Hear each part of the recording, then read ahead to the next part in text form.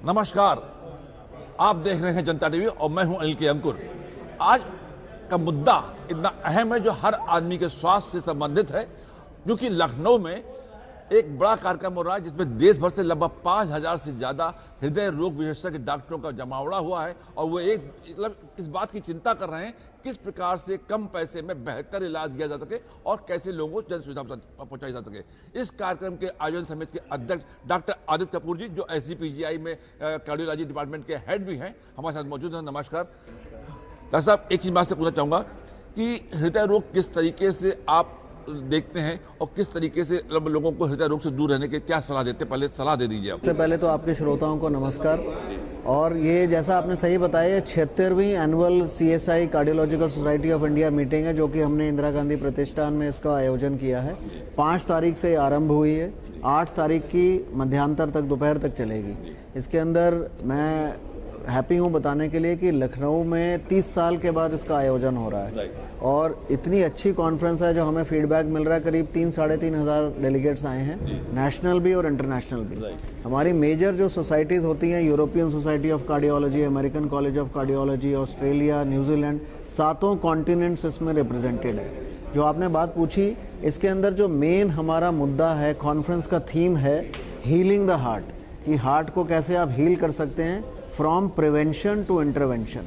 माने रोकथाम ज़्यादा ज़रूरी है बनिस्बत इंटरवेंशन के, क्योंकि इसके अगर कोई भी आप ट्रीटमेंट देखें, एंजियोप्लास्टी हो गई, बाईपास हो गई, दवाइयाँ हो गई, हम चाहते हैं मरीज़ उस अवस्था तक पहुँचे ही नहीं, तो इसको प्रिवेंट कैसे किया जाए, तो उसके बारे में बहुत सारी इसमें योगा कितना योगदान देता है? इसके अंदर अगेन आपने आजकल देखा होगा कि हमारे यहाँ पे जो हम लोग देख रहे हैं कॉर्नरी आर्टरी डिजीज़ या जो हार्ट अटैक्स हैं, 1 दशक पहले ही हो रहे हैं बनिस्बत वेस्टर्न पॉपुलेशन के।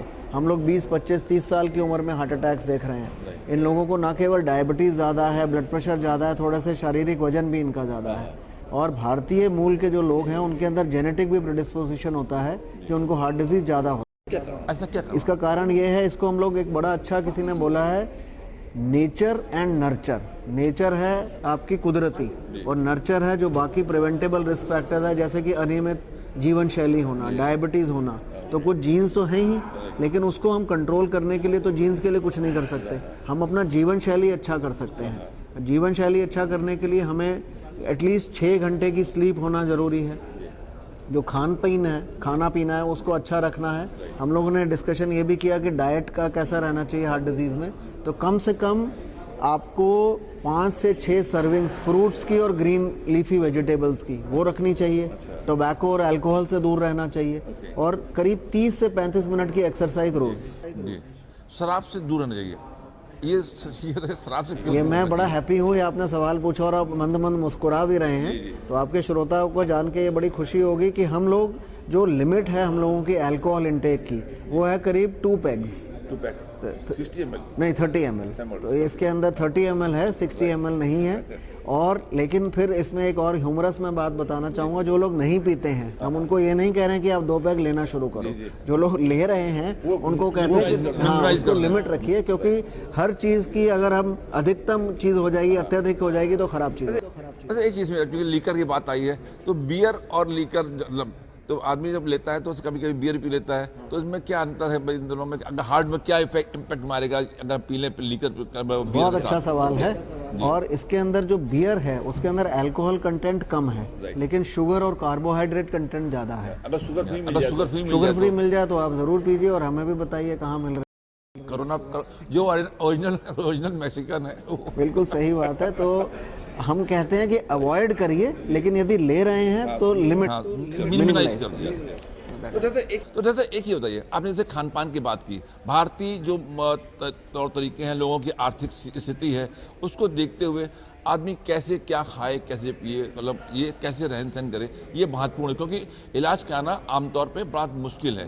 तो इसलिए हम लोग चाह रहे हैं कि प्रिवेंशन पहले हो, रोकथाम पहले हो। तो उसके अंदर जो, अब आपने बिल्कुल सही कहा, जो आपका डाइट है आपके आर्थिक स्थिति पे भी निर्भर करेगा, लेकिन छोटे से फ्रूट्स लेना, हल्के फुल्के फ्रूट्स ले लेना, ग्रीन लीफी वेजिटेबल्स ले लेना, इसमें कोई बड़ी बात नहीं है। तो अगर आप इसके 2-3 सर्विंग्स भी रोज़ के ले लेंगे तो वो बहुत है। जैसे रोटी चावल, इसका सेवन कम करिए, चावल स्पेशली हाई कार्बोहाइड्रेट है, आलू हाई कार्बोहाइड्रेट है, तो इनका सेवन कम करना है। और ग्रीन लीफी वेजिटेबल्स, यदि आप नॉन वेज लेते हैं तो उसके अंदर भी ये जो एग है उसके हम कहते हैं कि अगर आप योक है जो येलो जो है, आप 1 से 2 मैक्सिमम 2 तक रोज ले सकते हैं। 1 लें तो बेहतर है, पर egg white at the what age, मतलब किस उम्र तक ये लिया जा सकता है, मतलब ऐसा कोई एज का कट ऑफ नहीं है, क्योंकि आजकल जैसे मैंने आपसे बताया 20-30 साल पे भी ये हो रहा है। तो हम लोग कहते हैं हेल्दी लाइफस्टाइल आप 18 साल की उम्र से ही शुरू कर दीजिए, क्योंकि चाइल्डहुड केसेस भी बड़े हो रहे हैं, चाइल्डहुड ओबेसिटी, मोटापा, डायबिटीज़। तो 18-19 साल पे आप ये चीज़ें अगर आप नियमित रखेंगे तो आगे चल के प्रॉब्लम। एक सवाल मैंने आपसे कहा था कि आपने कहा नियमित तरीके से, ताकि रोग को होने से पहले ही बचाया जाए।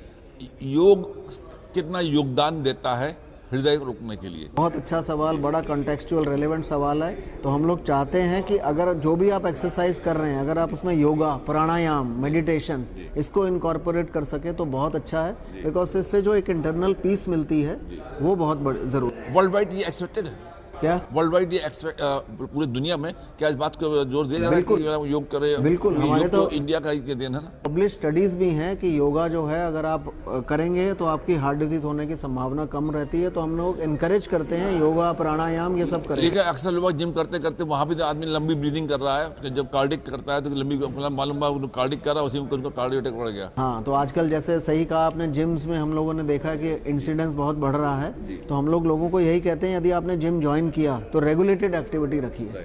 आपके स्लीप साइकिल बहुत अच्छा होना चाहिए। सप्लीमेंट्स आपको नहीं लेने हैं, क्योंकि सप्लीमेंट्स में भी ऐसे पदार्थ, कुछ लोग कहते हैं सप्लीमेंट्स स्लीपिंग के लिए, सप्लीमेंट्स में लोग कहते हैं कि पिल्स ले ली, इधर लिकर ले लिया तो नींद अच्छी आती है। तो क्या लेना चाहिए, क्या नहीं लेना चाहिए? नहीं, सबसे अच्छी नींद तो तभी आती है यदि आप खुश हैं और आप पारिवारिक रूप से सब बिल्कुल सब आप मस्त हैं, बिल्कुल संपन्न हैं। तो अगर आपको दवाई लेनी भी है तो जो सेडेटिव्स होते हैं उसका सेवन बहुत ज़्यादा अच्छा नहीं है। और सोने के लिए अल्कोहल लेना या लिकर लेना तो बिल्कुल एडवाइजेबल नहीं है, बिकॉज फिर उससे एडिक्शन बढ़ जाती है, आप डिपेंडेंस बढ़ जाती है। और एक चीज़ बताइए, दवाओं को कैसे, मतलब जो आम जनता तक कम पैसे में जो इलाज है हृदय रोग का पहुंचाया जाए? इतने बड़े डॉक्टर लोग, इतनी बड़ी मतलब यहाँ पे डॉक्टर हैं इतनी ज़्यादा संख्या में, कोई मशवरा इसमें आया कि नहीं आया कि कैसे इसके मतलब कम पैसे में किया जाए? इस पे भी हमारी सोसाइटी ने मशवरा किया है। तो कॉस्ट इफेक्टिव स्ट्रैटेजी जो आपने बोला कि लोगों के लिए कम पैसे में वही क्वालिटी की दवाई कैसे दी जाए, तो इसका एक कॉन्सेप्ट आया पॉलीपिल का। माने कि 4 दवाइयाँ अगर हम एक ही में कंबाइन कर दें तो वो सेम दवाइयाँ कम पैसे में मरीजों को मिल सकेंगी। एक दूसरा कॉन्सेप्ट है फिक्स डोज कॉम्बिनेशन या मल्टीपल ड्रग्स का कॉम्बिनेशन। तो आज उस पर भी चर्चा हुई कि ब्लड प्रेशर के मरीजों को कॉम्बिनेशन थेरेपी से अगर हम दे दें तो 2 दवाइयाँ उतने ही कम कॉस्ट में मरीज को दी जा सकती हैं और उसका ब्लड प्रेशर बेहतर कंट्रोल हो सकता है। Thank you sir, thank you, नमस्कार। Thank you sir, thank you. अब इतनी बड़ी वर्कशॉप में हमारे साथ बात करने के लिए एक डॉक्टर रूपाली खन्ना जी मौजूद हैं, जो SGPGI लखनऊ में प्रोफेसर हैं, डॉक्टर हैं, हृदय रोग में बहुत विशेषज्ञता रखती हैं। रूपाली खन्ना जी, आपका स्वागत है जनता टीवी में। नमस्कार। ये बताइए कि आजकल जो नए बच्चों को भी हार्ट अटैक, मतलब शिशुओं को थोड़े से बच्चों से लेकर हर उम्र के लोगों को पड़ रहा है, और खासतौर महिलाओं को भी। पहले महिलाएं कम होती थी, ऐसा मैंने सुना था कि महिलाओं को हार्ट अटैक कम पड़ते थे। ये संख्या क्यों बढ़ रही है? देखिए, जैसे पिछली बार बताया था, 2 कारण हैं जो हमारी हार्ट के मरीज़ बढ़ रहे हैं। पहला लाइफस्टाइल, दूसरा हमारा खान पान। लाइफस्टाइल हम क्या कहना चाह रहे हैं, हमारी फिजिकल एक्टिविटी जो रह गई है आगे कंपैरिजन में काफ़ी कम हो गई है। पहले अगर हम में भी हम अपनी दादी लोग को देखें या माँ को देखें, एक फिजिकल एक्टिविटी हुआ करती थी घर के कामों में, जो अगर अब हम अपने नई युवा पीढ़ी में देखें वो काफ़ी ज़्यादा कम हो गई है। हमारा मोर अब सेडेंट्री लाइफस्टाइल हो गया है। सेडेंट्री मीन्स हम अब कम से कम 7 से 8 घंटा हम बैठ के काम कर रहे हैं। पहले जो चीज़ नहीं हुआ करती थी, जो पहले हम लोग चलते थे, काम भी कुछ करना होता था, उससे जो हमारी मेटाबॉलिक डिसऑर्डर हम लोग बोलते हैं। मेटाबॉलिक क्या होता है, जिसमें हमारा एक तो वजन बढ़ता है, वजन जिसमें जो फैट डिपोजिशन होता है पेट के चारों तरफ अगर ज़्यादा होता है, जिसको हम बोलते हैं एब्डोमिनल ओबेसिटी, जो एक मानक के हिसाब से हमारे इंडियन पॉपुलेशन में ज़्यादा देखने मिल गया है, जो पहले नहीं हुआ करता था। दूसरा कारण हुआ है ब्लड प्रेशर। मेटाबॉलिक में डिसऑर्डर में 5 कंपोनेंट हम लोग बोलते हैं। एक तो एब्डोमिनल ओबेसिटी आ जाती है, ब्लड प्रेशर बढ़ जाता है, कोलेस्ट्रॉल गड़बड़ होने लग जाता है इन केसेस में, और शुगर की बीमारी ज़्यादा होने लग जाती है। तो ये चार आजकल थायराइड की भी बीमारी बहुत ज़्यादा थायराइड की बढ़ जाती है। उसका कारण है कि हमारे लाइफस्टाइल की जो पद्धति है, जो हमारा एक स्ट्रेस लेवल है, ये भी काफ़ी ज़्यादा बढ़ गया है। चाहे वो वर्क रिलेटेड स्ट्रेस हो या फिर आपका घर रिलेटेड स्ट्रेस हो, वो एक स्ट्रेस काफ़ी बढ़ गया है। अब आजकल मोस्टली न्यूक्लियर फैमिलीज़ हैं, तो सारा काम एक महिला पे आ जाता है। जैसे आप महिलाओं पे बोल रहे हैं, और अब देखिए मतलब जॉइंट फैमिली में कम होने के चांसेस हैं। कामकाजी महिला, उन पे एक वर्क स्ट्रेस भी रहता है और घर का स्ट्रेस भी रहता है। अभी भी हमारी सोसाइटी में बहुत कम है कि पुरुष भी महिलाओं का काम हाथ पे हाथ बटाएं घर पे में। तो अगर जो कामकाजी महिला है उस पर एक डबल स्ट्रेस है, वर्क स्ट्रेस और घर का स्ट्रेस। कल एक वर्कशॉप में सुन रहा था मैं कि आ रहा था कि महिलाएं आजकल लड़कियां जो है सिगरेट पीना शुरू कर दी हैं और ड्रिंक्स ले रही हैं, जिसके कारण भी फीमेल में बिल्कुल जो एडिक्शन है, हम लोग जो बोलते हैं एडिक्शन द फॉर्म ऑफ, चाहे स्मोकिंग हो या अल्कोहल हो या फिर कोई भी ड्रग एब्यूजिंग हो, ये अब हम देख रहे हैं कि युवा में ज़्यादा ट्रेंड आना स्टार्ट हो गया है। एक इसको एक फैशन टाबू बनाने लग गए लोग कि अगर हम सिगरेट पीते हैं तो एक अच्छे, हम मोर मॉडर्न बोला जाता है। तो ये इनका जो सेवन है वो बढ़ गया है काफ़ी सालों में। एक ये बहुत बड़ा कारण है जो हम यंग युवाओं में ये बीमारियां फिर से देखना चालू कर दिया है इस केसेस में। अभी आप चर्चा हो रही थी थोड़ी देर पहले आपसे ही वहाँ पे, जिसमें आप एआई का सिस्टम बताई थी कि एआई मेडिकल सिस्टम से हम कैसे क्या कर सकते हैं। डायग्नोसिस मीन्स कि हमें इस बीमारी का पता लगाना है कि कौन सी बीमारी है, उसकी डायग्नोसिस बनानी है। तो ऐसे केसेस में हमारी कुछ इन्वेस्टिगेशंस होती हैं, जैसे ईसीजी हुआ, ईको जो मतलब हार्ट का अल्ट्रासाउंड बोलते हैं, कार्डियक एमआरआई हुआ, या फिर हम लोग इमेजिंग बोलते हैं, कोरोनरी इमेजिंग हुई। इन सब केसेस में एक प्रोटोकॉल्स बन रहे हैं कि अगर ये चीज़ इस ईसीजी में मिली तो आर्टिफिशियल इंटेलिजेंस के हिसाब से वो बता देगा कि नहीं इसमें ये प्रॉब्लम है। उसको जैसे स्मार्ट वॉचेज आने लग गई हैं, जैसे एप्पल की कई कंपनियों की स्मार्ट वॉचेज आ रही हैं जो बता देती नहीं आपकी हार्ट की गति अब बढ़ने लग गई है या हार्ट की गति अब इरेगुलर हो गई है, आप जाके डॉक्टर को दिखाइए। तो ये भी एक तरह का आर्टिफिशियल इंटेलिजेंस ही है। तो ये कैसे लाभदायक है अर्ली डायग्नोसिस में, कि कई पेशेंट्स अब आते हैं कि हमने स्मार्ट वॉच पहनी थी, मेरा हार्ट की गति अचानक 160 हो गई। तो मैं ये नहीं कह रही ये 100% वो होता है कि हाँ है तो 100% आपकी डायग्नोसिस बन जाती है, बट अगर एक अर्ली डायग्नोसिस में ये हमारा मदद करता है। दूसरा, ट्रीटमेंट में काफ़ी मदद अभी देखने लगी है। जैसे कार्डियक एमआरआई में कई बीमारियां होती हैं जो पहले बहुत ज़्यादा नहीं जानकारी पता चल पाती थी। आर्टिफिशियल इंटेलिजेंस से उसकी डायग्नोसिस अब हमारी अच्छी बन जाती है और हिसाब से हम ट्रीटमेंट कर पाते हैं। बट ये कहना कि आर्टिफिशियल इंटेलिजेंस पूरा कवर अप कर लेगी, ऐसा नहीं है। ह्यूमन ब्रेन की अभी भी आवश्यकता है। जस्ट कहने से कि मेरा हार्ट की गति 160 हो गई, ये उसको नहीं माना जा सकता है। Blood pressure related to heart जी, या तो कुछ लोगों का ब्लड प्रेशर हमेशा बढ़ा रहता है, नीचे वाला भी बड़ा, मतलब नॉर्मल जो आपको होता है 80 के आसपास होता है और ऊपर वाला होता है 120 जैसा कि कहा जाता है। लेकिन लोगों का नीचे वाला 110 160 इस तरह का रेशियो आता है। तो ये क्या है, टेंडेंसी हो जाती है आदमी में कि बीमारी है? ये बीमारी है, ये टेंडेंसी नहीं है। ये एक भ्रांति है कि क्योंकि देखिए हम ब्लड प्रेशर को बोलते हैं साइलेंट किलर। वो दिक्कत कुछ नहीं करता है। जब वो अचानक बहुत ज़्यादा बढ़ जाता है तब आपका सीधा ऑर्गन डैमेज के साथ हमारे पास आते हैं। ऑर्गन डैमेज में क्या क्या करते हैं, दिमाग में दिमाग की नस फट सकती है, हार्ट की नस फट सकती है, हार्ट अटैक हो सकता है, आपको गुर्दा खराब कर देता है, फालिज होते हैं ऐसे केसेस में। तो ये कहना कि मेरा 110 एक नॉर्मल बीपी हमेशा रहा है, ये भ्रांति है, ये गलत है।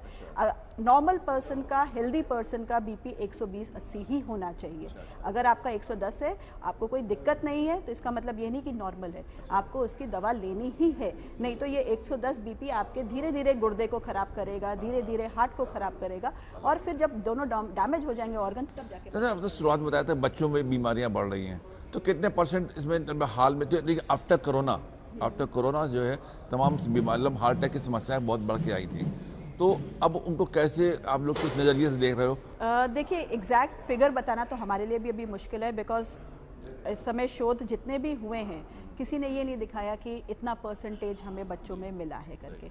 बट हाँ, ये कहना सही है कि हार्ट के patients in the form of may be मतलब कई कारण मिल रहे हैं, जैसे ओबेसिटी कई कारण मिल रहे हैं, सेडेंट्री लाइफस्टाइल। कोरोना के बाद मोस्टली बच्चे अब कंप्यूटर और फ़ोन पे आ गए, जो मे बी 3 साल पहले नहीं थे, वो बाहर खेलने जाते थे। बट कोरोना के टाइम में हम इतने घर में बच्चों को सीमित कर दिया, स्कूलिंग भी ऑनलाइन हो गई, भी सब ऑनलाइन हो गई, तो बच्चों को एक लैपटॉप और फोन का एक्सेस मिल गया, और एक बार वो एक्सेस मिल गया अब उनसे वो हटना बहुत मुश्किल है। वो यूज्ड टू हो चुके हैं उस चीज़ के। तो ये दोनों चीज़ें हैं, एक तो लाइफस्टाइल भी हमारी चेंज हुई है, हमारा खान पीन बदला है बच्चों में पोस्ट कोरोना, और थोड़ी दिक्कतें भी हमारी बढ़ी हैं। अच्छा। बट एग्जैक्ट फिगर पता ना हमें। एक आखिरी सवाल मैं आपसे करना चाहूँगा कि जो आपने जो महिलाओं के लिए बदलती हुई तस्वीरों में, मतलब आज के हालातों में महिलाओं के साथ जो दिक्कतें आ रही हैं, उनसे निपटने के लिए आप जब 10 पॉइंट टिप्स दे दीजिए ताकि महिलाएं इसको सतत देखें, तो बताएं कि इन चीज़ों को समझ लें और ये ऐसा इससे स्वस्थ रह सकती हैं। देखिए, बहुत ही सिंपल टेक्निक्स हैं। इसके लिए आपको अलग से कोई गैजेट नहीं खरीदना, अलग से कोई जिम की मेंबरशिप नहीं लेनी। फिजिकल एक्टिविटी आप अपनी बढ़ाएं। फिजिकल एक्टिविटी हम जिसमें बोलते हैं 30 से 45 मिनट मॉडरेट फिजिकल एक्टिविटी, पसीना निकले। आप कोई भी काम करिए, हम ऐसा नहीं कह रहे कि आप जिम पे ट्रेडमिल पे ही दौड़िए, आप वॉक करिए, आप घर का काम करिए जिसमें आपको एक फिजिकल एक्टिविटी। मैडम एक सलाह आप ये भी दे सकती हैं मेरी राय से, ठीक है, कि जब मैं जैसे मान लेते हैं कि महिलाएं काम नहीं, कहीं टहलने भी नहीं जा रही हैं, कुछ नहीं करें, तो कुछ ना करें तो कोई मोहल्ले में सब्जी लेने चली जाए, वाह हो गई। बिल्कुल, घर का सिंपल सा काम करना भी है आपका, लेकिन ये एक्टिविटी 30 से 45 मिनट होनी चाहिए। अगर आप किसी भी महिला से बात करेंगे, वो ये कहेंगे हम तो दिन भर काम करते हैं, हम बैठते नहीं है, लेकिन क्या उस काम में हमारे हार्ट पे सही में असर पड़ रहा है? क्या हमारा हार्ट की गति बढ़ रही है? हम किसी भी फिजिकल एक्टिविटी को कैसे बोलते हैं कि हार्ट हमारा, आप जब भी कोई मॉडरेट एक्टिविटी करें, आपकी हार्ट की गति बढ़नी चाहिए। आपकी हार्ट की गति के नॉर्मल हम बोलते हैं कि आपकी 60 से 100 के बीच में अब एक्टिविटी करें, वो 120 130 टच करनी चाहिए, तभी वो हार्ट आपका कर रहा है कि हाँ इस पे अब काम पड़ रहा है। तो ऐसी एक्टिविटी करें जिसमें आपकी हार्ट की गति बढ़ती है। दूसरा, खान पीन में हम जितने भी आपके प्रोसेस्ड फूड हैं जो पैकेट से निकल रहे हैं, उनका सेवन काफ़ी कम करें। आप फल खाइए, सब्जी खाइए, जितनी भी आपकी नॉर्मल है, सत्तू खाइए, जो हमारा प्रोसेस नहीं है कि हम बोले चीज़ प्रोसेस्ड हम अब ज़्यादा, जिसमें क्योंकि उसमें सॉल्ट कंटेंट बहुत ज़्यादा। आप लोगों ने बीच में आप लोगों के बीच में जो मेडिसिन जो डॉक्टरी लाइन है, इन्होंने बहुत साल पहले कह दिया कि डालडा ना खाइए, देसी घी ना खाइए, और रिफाइंड ऑयल। रिफाइंड भी सुना है, जब जो तेल जितनी बार उबाला जाएगा, जितनी बार खौलाया जाएगा, वो उतना ज़्यादा नुकसानदायक होता है। Refinery is system of process of death. देखिए, ट्रांस फैटी एसिड्स बोलते हैं हम लोग इस चीज़ को। ट्रांस फैटी एसिड्स क्या है? जैसे आप बार बार तेल को गर्म कर रहे हैं, या फिर कुछ एसिड होते हैं जो बाजार में आपके जम जाते हैं, घी जो काफ़ी खराब होते हैं, उन ट्रांस फैटी एसिड्स को आपको हटाना है। पाम ऑयल हो गया, वो आपको अपने खाने से हटाना है। बट अगर आप बाजार की चीज़ देखिए, उसमें मोस्ट ऑफ द चीज़ें कंटेन्स पाम ऑयल, तो वो अगर आप उस चीज़ों को बाजार के पैकेट से खाएंगे, उसमें पाम ऑयल आपकी क्वांटिटी आएगी। तो कोई भी कहना कि ये तेल खराब है, ये अच्छा, थोड़ा थोड़ा क्वांटिटी में हर तेल का सेवन किया जा सकता है, बट एक्सेस क्वांटिटी में आप बोले कि हम हर रोज पूड़ी कचौड़ी खाएंगे, वो नुकसानदायक है। तो हमने मतलब बच्चों को भी, और एक तो जो क्या बोलते हैं मोबाइल है, कंप्यूटर है, इनसे दूर रहना चाहिए। बिल्कुल। अभी अगर आपको पिछले हफ्ते अगर आपने न्यूज़ देखी, ऑस्ट्रेलिया ने अपने पॉपुलेशन में लेस देन 16 ईयर्स बच्चों को बोला है कि उनको एक्सेस फ़ोन का नहीं दिया जाना चाहिए। तो उन्होंने, गवर्नमेंट ने रूल पास किया कि smartphone should not be given to children less than 16 years of age, क्योंकि उन्होंने देखा है कि ये चीज़ें अब उनको हेल्थ सिस्टम में अफेक्ट कर रही हैं। तो हमें अपने स्क्रीन टाइम को लेस देन 1 आवर रखना चाहिए, चाहे वो बच्चे हों या बड़े हों। अब बड़े भी आजकल अगर आप देखें कहीं भी, तो व्हाट्सएप पे ऐसा प्रस्ताव आपने अपने यहाँ पे पारित कीजिए आज की वर्कशॉप में, है ना, कि सरकार इस बात पर विचार करे, ऑस्ट्रेलिया से कुछ देखे, वहाँ से फ्रांस से देख लीजिए कि यहाँ पे भी ये लागू हो जाए ताकि बच्चों को इसका एक्सेस कम लिया जाए। Thank you doctor Rupali ji, thank you very much. आज के इस वर्कशॉप में जहाँ पे लखनऊ में बड़ी संख्या में देश भर के डॉक्टर उपस्थित हैं, कानपुर से प्रोफेसर हृदय रोग संस्थान कानपुर के डॉक्टर अवधेश शर्मा जी मौजूद हैं। प्रोफेसर साहब हैं, डॉक्टर साहब हैं, दोनों चीज़ें यहाँ पे, डॉक्टर भी हैं, प्रोफेसर भी। बहुत स्वागत है आपका। डॉक्टर साहब ये बताइए कि कानपुर एक इंडस्ट्रियल एरिया है, और इंडस्ट्रियल एरिया जैसे कानपुर है, नोएडा है, गाजियाबाद है, इस प्रकार के ऐसे औद्योगिक क्षेत्रों में प्रदूषण, वायु प्रदूषण से लेकर के हृदय रोग में क्या प्रभाव पड़ता है? देखिए, आपका बहुत ही, दिल्ली में भी है, बहुत ही अच्छा सवाल है आजकल के सिनेरियो को देखते हुए। तो जो बढ़ा हुआ प्रदूषण, खासतौर से वायु प्रदूषण, हृदय रोगों पे नकारात्मक प्रभाव सीधे तौर पे डालता है। अच्छा। और इसी को देखते हुए देखा गया कि जो लोग मेट्रो सिटीज़ में हैं, जो लोग ज़्यादा पॉल्यूटेड सिटीज़ में रह रहे हैं, खासतौर से टाइप ए सिटीज़ में है, दिल्ली है, बम्बई है, कलकत्ता हो गया, तो इनमें हार्ट अटैक के इंसिडेंस और हार्ट फेल्योर के इंसिडेंस मतलब ज़्यादा देखे गए हैं इन उन शहरों की तुलना में जहाँ की प्रदूषण इतना ज़्यादा नहीं है। इसी को दृष्टिगत रखते हुए जो हमारी कार्डियोलॉजिकल सोसाइटी ऑफ इंडिया है, उसने एक अलग से एयर पॉल्यूशन सेल बनाई हुई है। अच्छा। हाँ, तो उस पर हम लोगों की इसकी स्थिति जो काफ़ी बहुत ज़्यादा कि इस समय विभिन्न शहरों में पॉल्यूशन की क्या स्थिति जी, है जी। और वहाँ पर किस तरीके से हृदय रोग कैसे उभर रहे हैं, तो इसके ऊपर काफ़ी शोध भी किए जा रहे हैं और वो सेल जो है इस पर लगातार नज़र और मॉनिटरिंग किए हुए है, जो कार्डियोलॉजिकल सोसाइटी ऑफ इंडिया हमारी इस कॉन्फ्रेंस को आयोजित करा रही है। और हमारे इस सम्मेलन में भी कई सारे विशेषज्ञों के जो व्याख्यान हैं वो प्रदूषण और हृदय रोग के संबंध के ऊपर काफ़ी सारे व्याख्यान हैं इसमें। वैसे मुझे एक बात याद आती है कि APJ कलाम साहब एक बार हमारे जिस दफ्तर में पूर्व में था उसमें आए थे, जब मतलब पोस्ट प्रेसिडेंट है ना, तो आने के बाद उन्होंने पहले तो कहा बच्चों से मिलेंगे, बच्चों का जरूर लेके आइएगा। हम लोग के घर बच्चे भी गए थे, बच्चे बहुत प्रिय थे हाँ, उनके। वो इसलिए कहते इनको बताना है कि कैसे आगे बढ़ना है। तो उन्होंने कहा कि जो अगर कोई डॉक्टर बन रहा है, MBS MD सर्जन जो भी हो रहा है, उसको कंप्यूटर साइंस भी पढ़नी चाहिए, ताकि वो जिस रोग में जिस विशेषज्ञता हासिल कर रहा है, कंप्यूटर उसके लिए कैसे और बेहतर साबित हो, है ना। इसकी कुछ भी आपके यहाँ चर्चा हुई कि नहीं हुई कि हाँ, इस पे जो AI टेक्नोलॉजी और डिजिटल टेक्नोलॉजी में, चिकित्सा विज्ञान में डिजिटल टेक्नोलॉजी का क्या यूज है, इसके ऊपर काफ़ी विस्तृत चर्चा हुई, कई लेक्चर्स हुए।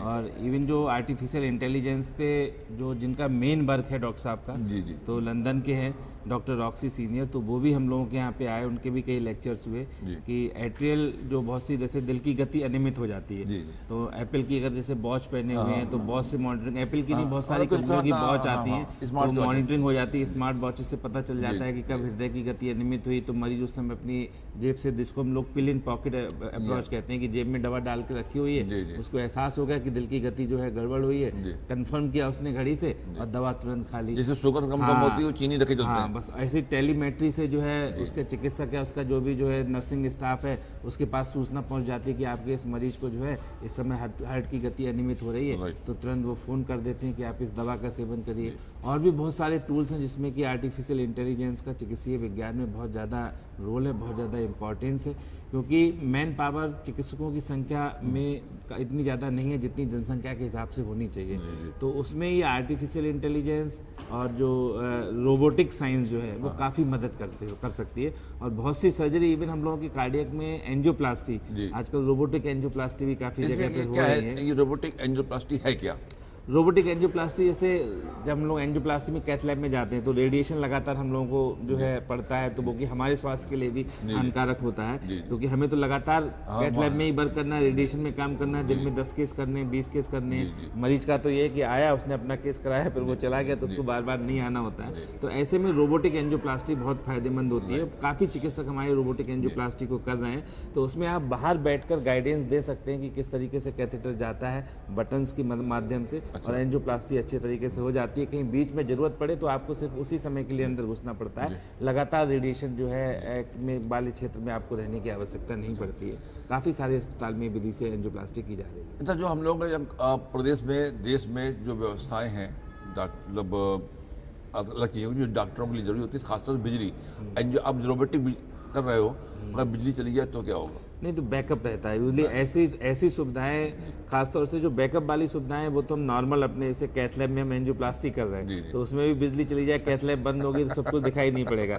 तो ऐसी जो इमरजेंसी सर्विसेज हैं उसमें तुरंत बैकअप की सुविधा होती है कि ऑटोमेटिक जनरेटर से हम लोगों का कनेक्शन होता है कि जैसे ही लाइट गई तो एकदम तुरंत बैकअप स्टार्ट हो गया। वो ICU में भी होती है, ICU में वेंटिलेटर चल रहा है, लाइट चली गई तो बड़ा दिक्कत होगी, तो उसमें ऑटोमेटिक मतलब जो है ये सिस्टम होता है, इससे कि तुरंत बैकअप हो जाता है।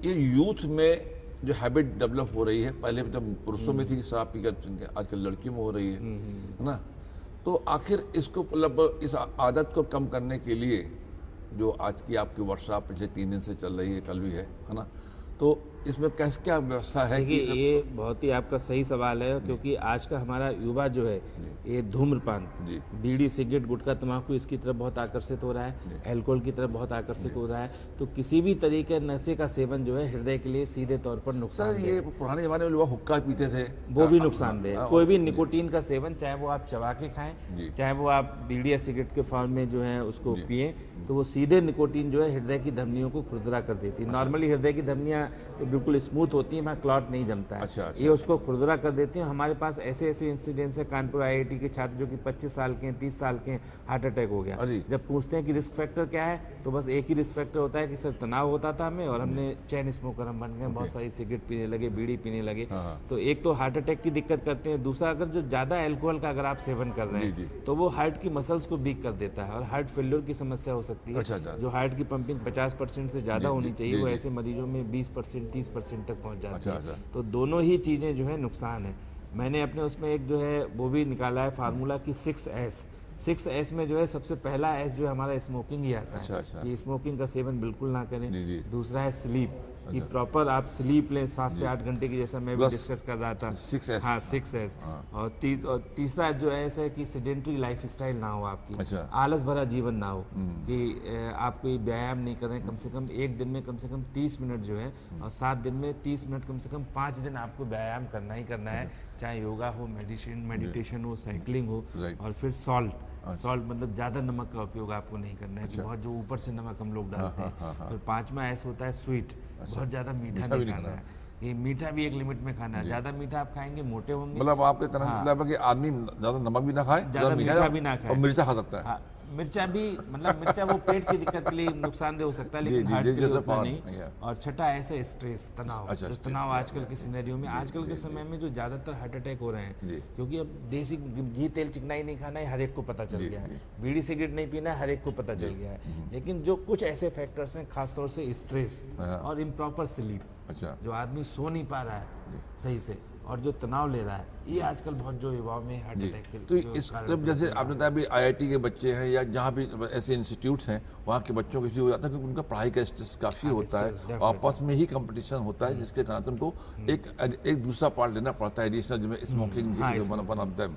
तो इससे निजात पाने के लिए मतलब कोई दूसरा अल्टरनेट कोई आप लोगों ने सुझाया, कि मतलब ये कह दिया कि मतलब ना लें, कोई उसका अल्टरनेट सुझाव तो देंगे कि भाई साहब अगर आपको स्ट्रेस कम करना है तो इसके लिए करें? देखिए, बैड हैबिट्स का कोई अल्टरनेट नहीं होता है, लेकिन ये है कि ऐसे लोगों को जो किस तरीके से मानसिक तनाव से आप लड़ें। देखिए, मानसिक तनाव बिल्कुल जीरो जो है तो कभी हो नहीं सकता लाइफ में। अगर आप लाइफ में प्रगतिशील हैं, आगे जाके प्रोग्रेस करना चाहते हैं, तो आपको थोड़ा बहुत तनाव लेना ही पड़ेगा। थोड़ा बहुत तनाव आपकी प्रगति के लिए, आपकी पर्सनालिटी के लिए ठीक भी होता है, क्योंकि अगर आप तनाव नहीं लेंगे तो कैसे आगे बढ़ेंगे। लेकिन उतना तनाव ना लें कि आपके शरीर को ही नकारात्मक प्रभाव डालने लगे। और सबसे बढ़िया जो हमारे सनातन धर्म में कहा गया है कि आप योगा है, मेडिटेशन है, ये इतने अच्छे अच्छे टूल हैं, तो आप उसमें समय डिवोट करिए, मेडिटेशन करिए। 30 मिनट कम से कम 24 घंटे में 30 मिनट अपने लिए योगा के लिए निकालिए। तो इससे काफी हद तक जो है ये तनाव वाली दिक्कत जो है काफी हद तक मतलब तनाव मेन चीज है। और अगर आदमी वर्क मतलब फिजिकल लेबर करे, फिजिकल लेवल पे तो काफी हद तक उससे बचा जा सकता है। ये देखा गया है, जो लोग रेगुलर एक्सरसाइज करते हैं वो कम तनावग्रस्त होते हैं इन कंपैरिजन टू जो कि बिल्कुल एक्सरसाइज नहीं कर रहे हैं, या बिल्कुल सेडेंटरी लाइफ स्टाइल। डॉक्टर एक ही और, क्योंकि मतलब हम जो इतने समूह डॉक्टर देखते हैं तो बड़ी खुशी हो रही है कि एक ही विषय के विशेषज्ञ हैं। और जो हृदय रोग बहुत महंगा है इलाज कराना, हर आदमी, भारतीय मूल के हर आदमी के बस का नहीं है। और बता रहे हैं सबको हो जा रहा है, क्योंकि तनाव है, सो नहीं पा रहा, खा नहीं पा रहा है, क्या देगा। तो सस्ता इलाज कैसे हो? देखिए, जो महंगे वाली चीज़ है ये पहले का होता था, लेकिन अब जो है काफ़ी गवर्नमेंट स्कीम्स हैं। जैसे हमारे अपने संस्थान की बात करूं तो हमारे संस्थान में कोई भी मरीज 24 घंटे के अंदर अगर आता है हार्ट अटैक से, तो फ्री एंजियोग्राफी, फ्री एंजियोप्लास्टी, असाध्य स्कीम के अंदर आयुष्मान योजना में ज़्यादातर आप देखेंगे 50% से ज़्यादा पॉपुलेशन आजकल आयुष्मान योजना में कवर्ड है, जिसमें कि 5 लाख तक का इलाज उसके लिए फ्री है। कुछ भी ना हो तो गरीबी रेखा का कार्ड है, उसमें हो जाता है। एक बात बताइए, इंश्योरेंस की बात है, आयुष्मान योजना एक टाइप ऑफ इंश्योरेंस है। जो लोग इंश्योरेंस, हेल्थ इंश्योरेंस का लेते हैं और किसी भी प्राइवेट इंस्टीट्यूट में चले गए दिखाने के लिए, माफ़ कीजिएगा डॉक्टर लोग, है ना, ठीक है, वहाँ तो देखता है इंश्योरेंस है, जाँचें लिखते रहते हैं। इस पर कुछ रोक के इसको रोकने के संदर्भ में ये तो एक किसी भी डॉक्टर का, वैसे ज़्यादातर 80% चिकित्सक जो है इथिकल होते हैं, इथिकल प्रैक्टिस करते हैं। अब देखिए, हर जगह कुछ ना कुछ लोग होते हैं, तो उनके ऊपर मैं कमेंट करना नहीं चाहूँगा।